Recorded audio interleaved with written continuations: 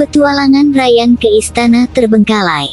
Di tengah lembah berkabut yang dijuluki Lembah Arkantra, berdiri sebuah istana tua menjulang tinggi, namun sunyi bagai kuburan.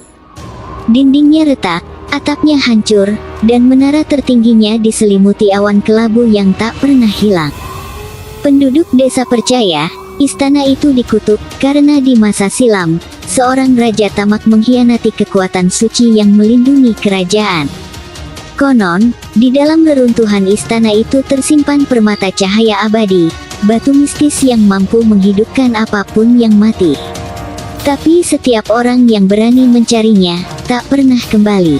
Namun, legenda itu justru membangkitkan rasa penasaran seorang pengembara muda bernama Ryan, yatim piatu yang tumbuh dengan keberanian dan rasa ingin tahu yang besar. Suatu senja, ketika angin berhembus dingin dari utara, Ryan memutuskan untuk pergi. Ia membawa pedang warisan ayahnya, seutas tali, dan obor kecil yang nyalanya hampir padam. Penduduk desa menatapnya seolah ia gila. Seorang kakek tua menegurnya, "Anak muda, istana itu bukan tempat manusia. Siapapun yang masuk ke sana, akan kehilangan jiwanya." Ryan hanya tersenyum. "Kalau aku kehilangan jiwaku demi mencari kebenaran, biarlah itu tak sia-sia." Ia melangkah ke dalam hutan gelap. Suara serangga hilang, hanya terdengar desir angin seperti bisikan halus, "Pulanglah." Namun Ryan terus berjalan, hingga tiba di depan gerbang besi hitam yang menjulang. Saat disentuh, gerbang itu terbuka dengan suara gemuruh yang memecah keheningan. Dari dalam, angin dingin berhembus membawa aroma debu dan karat. Ryan masuk ke lorong panjang yang dindingnya dipenuhi ukiran kuno.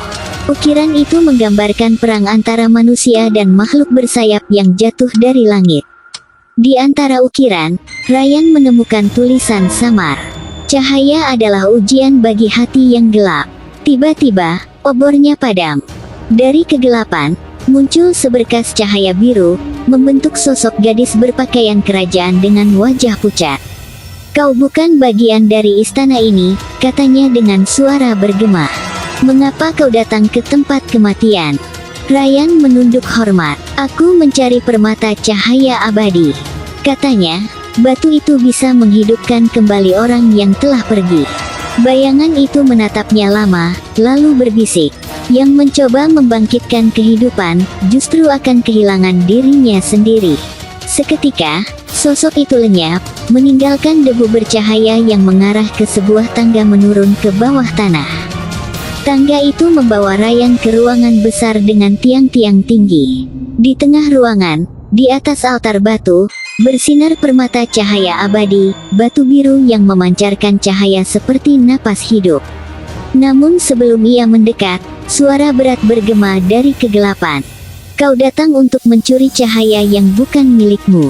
Dari bayangan, muncul makhluk berzirah hitam dengan mata merah menyala. Tubuhnya seperti manusia, tapi suaranya bergemuruh seperti guntur. Di tangannya, pedang batu raksasa berkilau gelap. Ryan menegakkan pedangnya. "Aku datang bukan untuk mencuri. Aku datang untuk tahu kebenaran." Pertarungan pun pecah. Suara logam beradu memenuhi ruangan. Ryan menangkis, berkelip, dan mencoba mencari celah. Tapi setiap kali pedang penjaga itu menghantam tanah, lantai bergetar dan serpihan batu beterbangan. Dalam keputusasaan, Ryan melihat ukiran di dinding. Cahaya akan tunduk pada hati yang berani. Ia menutup mata, mengangkat pedangnya, dan berteriak, "Aku tidak takut pada kegelapan." Pedangnya memancarkan cahaya biru, cahaya dari permata abadi yang bergetar di altar. Dengan sekali tebasan, ia menghantam penjaga itu. Tubuh sang penjaga terurai menjadi debu, dan ruangan bergetar keras. Cahaya dari permata menelan seluruh ruangan. Ketika debu mereda, Ryan mendapati dirinya berdiri di aula megah, bukan reruntuhan, tapi istana yang hidup kembali. Dari singgasana muncul gadis yang tadi ia temui, kini berwujud nyata. Di kepalanya terdapat mahkota cahaya. Ia tersenyum sedih. "Aku adalah Putri Elara, pewaris terakhir Arkantra."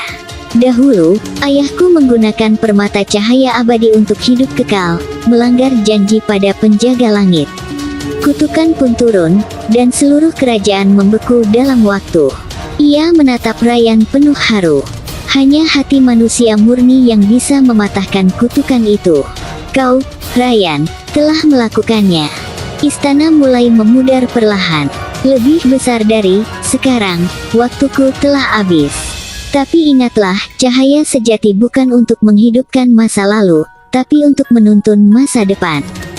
Ryan berusaha memegang tangannya, tapi tubuh sang putri berubah menjadi cahaya dan menghilang. Permata cahaya abadi pecah menjadi ribuan serpihan yang terbang ke langit, berubah menjadi bintang-bintang baru.